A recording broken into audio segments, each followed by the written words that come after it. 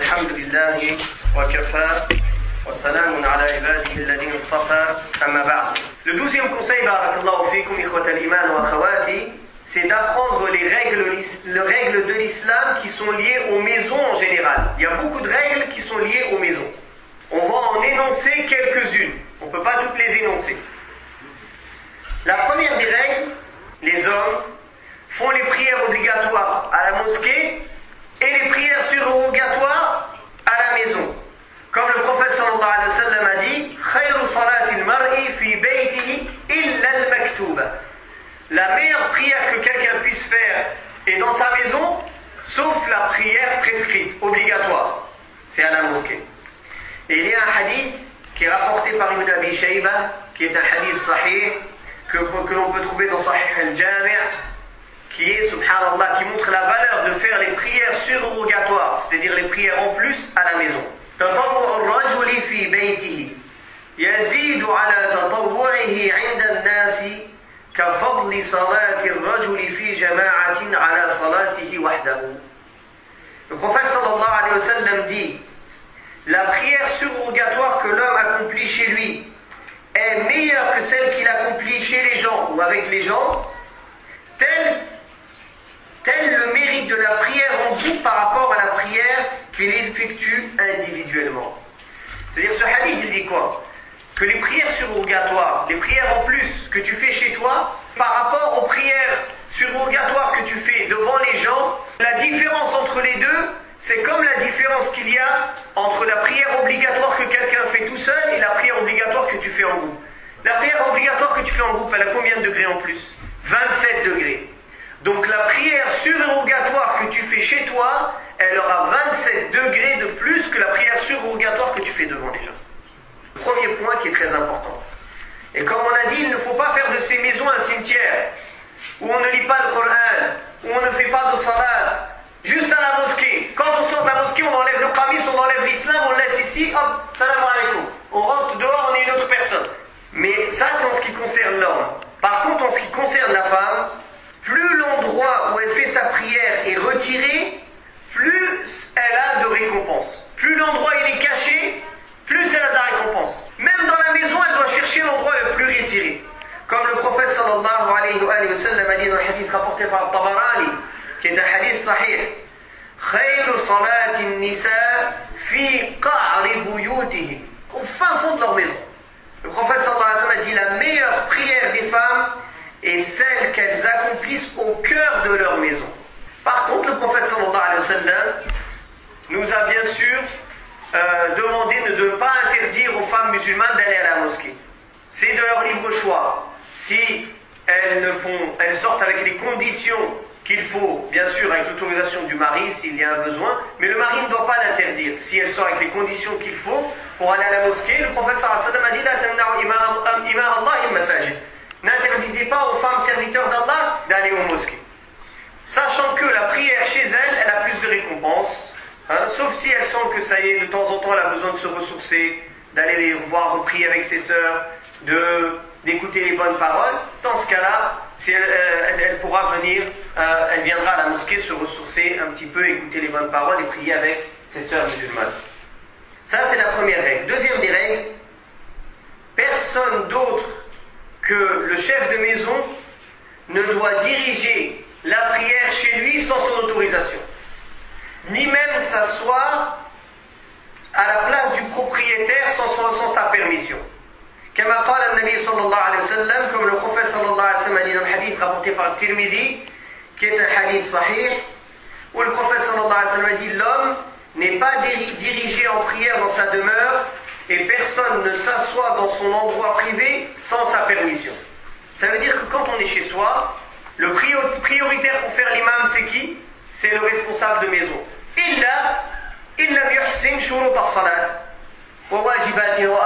Sauf s'il ne connaît pas bien les piliers de la prière, ni ses conditions. S'il manque une obligation dans la prière, il ne le connaît pas bien, dans ce cas-là, il laissera présider quelqu'un d'autre sera prioritaire sur lui. Par contre, s'il est prioritaire, ça ne veut pas dire qu'il n'a pas le droit de devancer quelqu'un d'autre. Ce qui n'est pas permis, c'est que quelqu'un vienne chez lui, parce qu'il connaît mieux que lui, il dit: écoute, c'est moi qui préside chez toi. Allez, mets-toi derrière moi. Là, tu t'avances. Mais s'il ne te propose pas, tu restes derrière. Cette règle, elle est valable aussi dans tout endroit, pas seulement dans les maisons, dans les mosquées. L'imam d'une mosquée est prioritaire pour présider la prière devant n'importe qui. Même si un savant il vient ici, c'est l'imam de la mosquée qui est prioritaire. Sauf si lui il veut le devancer. Même s'il y a des gens qui ont plus de science que lui qui viennent, c'est l'imam ratib, l'imam habituel qui est prioritaire. En se basant sur ce hadith du prophète alayhi salatu wassalam. De même, on ne s'assoit pas sur la place privée de la personne sans sa permission. Par exemple, on va, on s'assoit sur son lit. Ça, c'est le fauteuil du chef de maison. On va, on s'assoit sur son fauteuil. C'est sa place privée. S'il te dit de s'asseoir, tu t'assois. Sinon, tu laisses sa place privée ou bien son lit, tu ne vas pas t'asseoir dessus. Sauf si, alhamdulillah, tu as l'habitude, c'est un ami proche et tu sais qu'il te donne la permission sans aucun souci. Une autre règle, barakallahu fikum, la demande de permission avant d'entrer dans une maison. Wallahi, moi je connais des gens, ils rentrent dans les maisons comme ça. Ni bismillah, ni assalamu alaikum, ni quoi que ce soit. Ils ouvrent la porte, ils rentrent, ils ouvrent la porte, ils sortent. Il y a des femmes à moitié nues ou pas nues ou habillées, des hommes qui se rhabillent, qui se relèvent du sommeil. Ma'alish. Ça c'est la vie dans la jungle, ça c'est pas l'islam. La pudeur, elle est passée où? Le secret des maisons, c'est passé où? Allah Ta'ala dit, ô vous qui croyez, n'entrez pas dans des maisons autres que les vôtres avant de demander la permission, d'une façon délicate, et de saluer sur leurs habitants. Cela est meilleur pour vous. Peut-être vous souviendrez-vous. Si vous n'y trouvez personne, alors n'y entrez pas avant que permission vous soit donnée. Et si on vous dit retournez, eh bien retournez. Cela est plus pur pour vous, et Allah, de ce que vous faites, est omniscient, subhanahu wa ta'ala. Allah Ta'ala, dans un autre verset, dit وَأْتُوا الْبُيُوتَ مِنْ أَبْوَابِهَا. Et entrez donc dans les maisons par leur porte. Tu ne rentres pas par une porte arrière, par une fenêtre, par l'entrée principale. De même qu'il est permis d'entrer sans demander la permission dans les maisons inhabitées, lorsqu'un bien s'y trouve, tel que les maisons destinées aux voyageurs. Si c'est une maison destinée aux voyageurs, et tu as besoin d'y entrer, c'est pas la maison de quelqu'un en particulier, ça il n'y a pas de mal. Comme Allah Tabaraka wa Ta'ala dit, nul grief contre vous à entrer dans des maisons inhabitées où se trouve un bien pour vous. Allah sait ce que vous divulguez, ce que vous cachez. Autre chose, en ce qui concerne, donc il ne faut éprouver aucune gêne à manger dans les maisons des proches, des amis et dans celles dont on possède les clés lorsque cela ne déplaît pas au propriétaire. Comme Allah Tabaraka wa Ta'ala a dit, ليس على الأعمى حرج ولا على الأعرج حرج ولا على المريض حرج ولا على أنفسكم أن تأكلوا من بيوتكم أو بيوت آبائكم أو بيوت أمهاتكم أو بيوت إخوانكم أو بيوت أخواتكم أو بيوت أعمامكم أو بيوت عماتكم أو بيوت أخوالكم أو بيوت خالاتكم أو ما ملكتم مفاتحه أو صديقكم ليس عليكم جناح أن تأكلوا جميعا أو أشتاتا. Donc Allah Ta'ala, dans ce verset, nous a détaillé qu'on peut manger, il n'y a pas de mal de manger dans la maison de nos parents, de nos frères, de nos oncles, de nos tantes, que ce soit du côté du père et de la mère, ou bien de nos amis, bien sûr, tout ça en respectant les règles de la permission, etc., etc. Autre règle qui est très importante, il faut donner l'ordre aux enfants et pour les gens qui ont des domestiques ou des employés de maison, de ne pas entrer dans les chambres avant de demander la permission. Surtout à 3 moments de la journée. Avant la prière de Fajr, au moment de la sieste, c'est-à-dire avant Dhuhr ou après Dhuhr, et après la prière de l'Isha. Comme Allah Tabaraka wa Ta'ala a dit, Ya ayyuhalladhina amanu liyasta'dhinukum الذين ملكت أيمانكم والذين لم يبلغوا الحلم منكم 3 مرات من قبل صلاة الفجر وحين تضعون ثيابكم من الظهيرة ومن بعد صلاة العشاء 3 عورات لكم. Donc Allah Ta'ala a parlé de ces 3 moments comme 3 moments de nudité. 3 عورات لكم. Donc dans ces 3 moments-là, il faut enseigner aux enfants de demander la permission avant d'entrer, pour pas qu'ils ne voient ce qu'ils ne devraient pas voir. S'ils rentrent dans la chambre des parents à un moment où il ne faut pas, ou bien à un moment où on se change, donc il faut leur enseigner ce adab. Autre chose, il est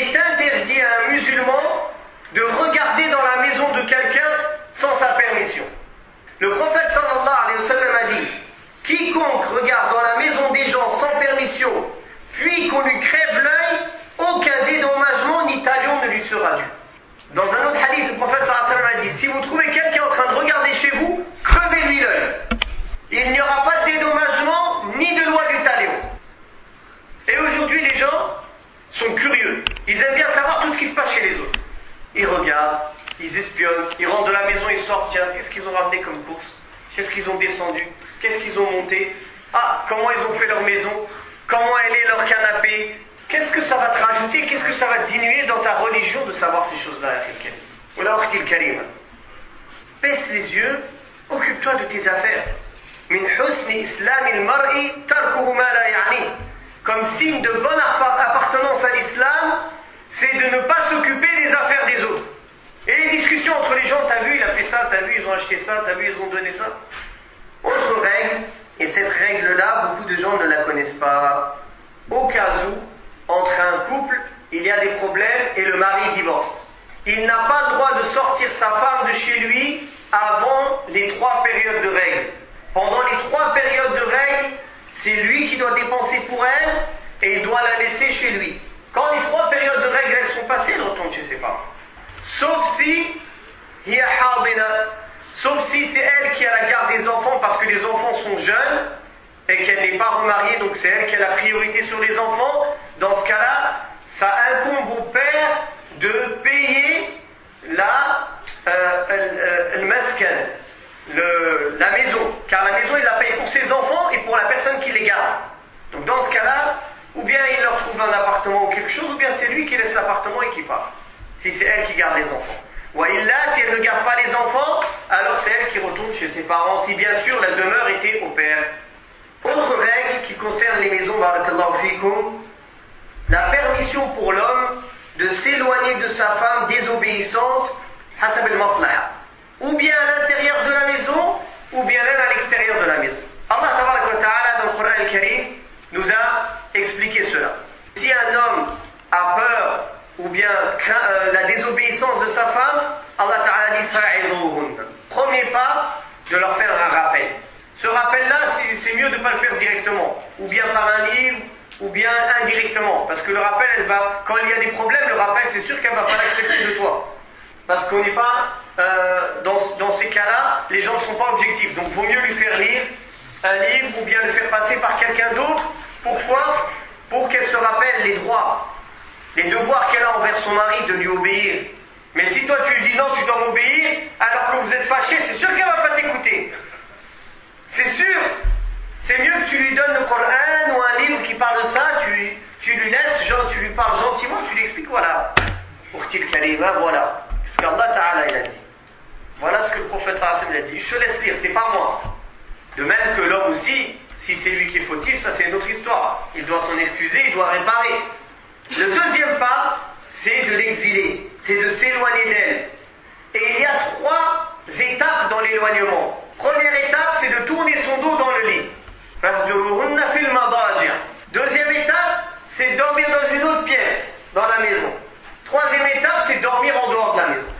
Tout cela c'est permis, mais il faut savoir mesurer la juste mesure. C'est pas dès qu'il y a un problème, on sort de la maison, on va dormir chez les parents. Première dispute, on sort. Là, elle est où l'étape? Première étape, un rappel, 2 rappels, patienter.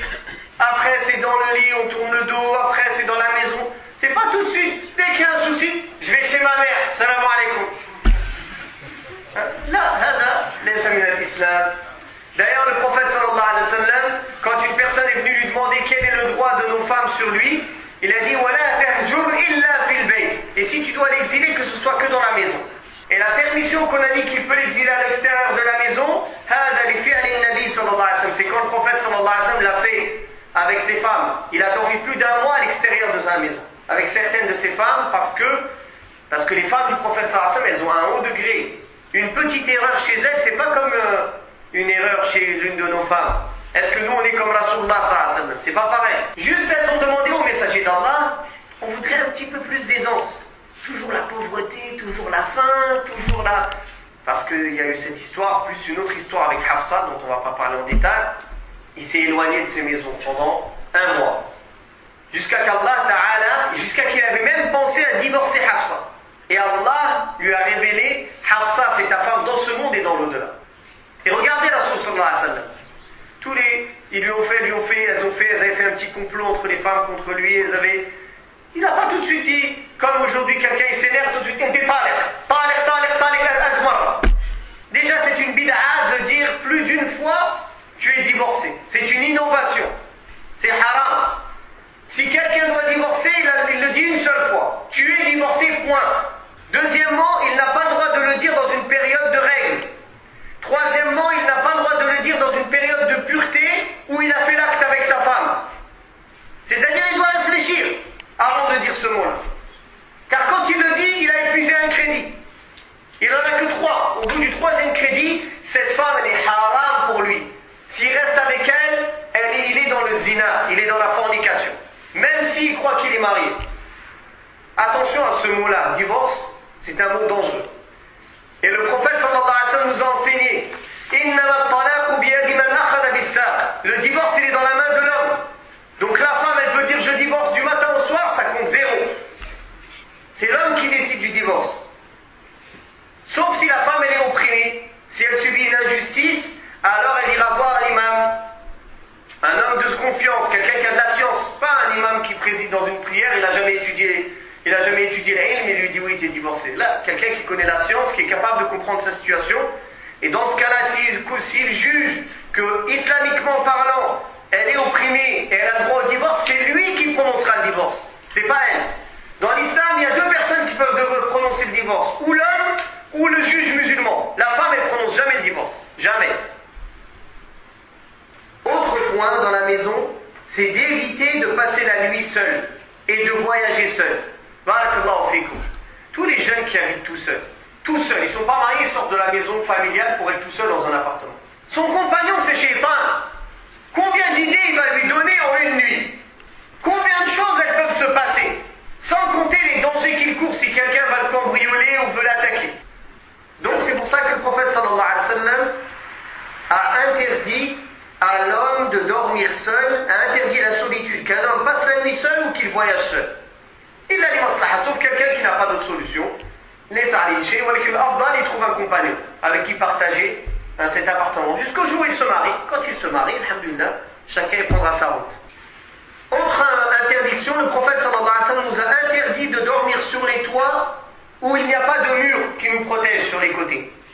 Parce que quelqu'un dans la nuit, il peut se tourner, qu'est-ce qui va lui arriver? Il va tomber du toit. Donc le prophète sallallahu alayhi wa sallam nous a interdit cela. De dormir sur des toits où il n'y a pas des murs pour nous protéger au cas où on tourne dans la nuit. Parmi les règles de la maison, c'est les 2 dernières choses dont on va parler, on s'arrête là pour aujourd'hui. Il y a des animaux comme le chat qui sont permis et qui ne sont pas impurs. S'il lèche l'eau dans laquelle on fait les ablutions, ou il touche notre nourriture, cette nourriture elle est pure. Comme il a été rapporté que Abu Qatada a dit qu'un chat a bu dans l'eau de ses ablutions. Les gens, il a fait les ablutions, ils ont dit il y a l'eau, il y a un chat qui a bu, il y a un chat qui a bu. Abu Qatada, il a dit le chat fait partie des gens de la maison. J'ai entendu le prophète sallallahu alayhi wa sallam dire qu'il fait partie des gens de la maison, de ceux qui nous côtoient tous les jours, donc il n'y a pas de mal. Contrairement au chien. Le chien, ce n'est pas un compagnon de maison dans l'islam.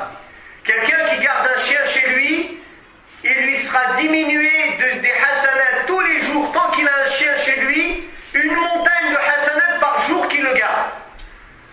Comme il est venu dans le hadith sahih.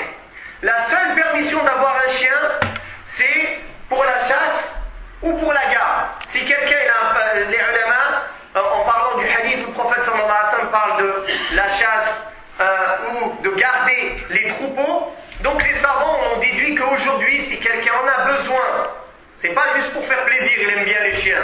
Il a un besoin parce qu'il a une demeure pour un chien de garde à l'extérieur de la maison, c'est permis. Mais il ne doit pas rentrer à l'intérieur de la maison. Il doit rester à l'extérieur de la maison et il fera partie de la catégorie de la permission, c'est-à-dire comme les chiens qui gardaient les troupeaux, où le prophète sallallahu alayhi wa sallam a dit que c'était permis d'avoir un chien pour garder les troupeaux. De même, c'est permis d'avoir un chien pour garder la maison si on a une nécessité. Si on n'a pas de nécessité, il y a des alarmes, il y a des, alhamdulillah, aujourd'hui il y a les vidéosurveillances, il y a masha'Allah, on n'a pas besoin de chien. Voilà donc quelques règles que l'on peut énoncer concernant les maisons. Wa sallallahu ala Muhammadin wa ala alihi wa sahbihi wa sallam, walhamdulillah.